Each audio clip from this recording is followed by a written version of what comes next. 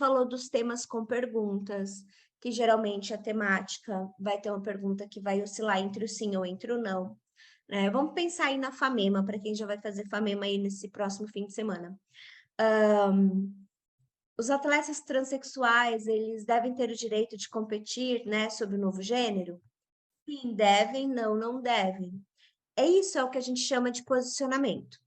Então, quando eu falo da questão aqui do meu posicionamento, o meu posicionamento ele está focado dentro do que a pergunta me apresenta. Algumas perguntas já trazem para a gente as alternativas para que a gente responda.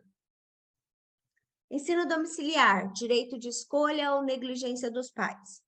É uma pergunta? É, estou perguntando qual é a definição de ensino domiciliar, mas eu já estou te dando duas definições e você obrigatoriamente tem que escolher uma delas, tá? Então, você escolhe se é negligência dos pais ou você escolhe se é um direito de escolha. Qual delas é melhor eu escolher? Aquela que está em consonância com a sua opinião. A gente nunca pode pensar, a menos que a gente tenha um olhar muito técnico sobre o texto, isso eu vou dizer para vocês que é difícil até para a gente que é da área, fazer um texto defendendo um posicionamento que não seja o seu, tá?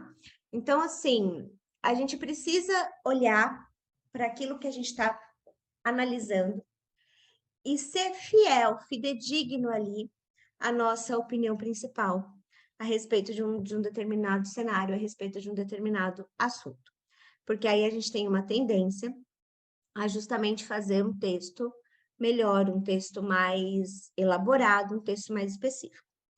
O que que eu não posso fazer, tá? Então, assim, vamos só focar aqui em alguns pontos, que é interessante a gente pensar.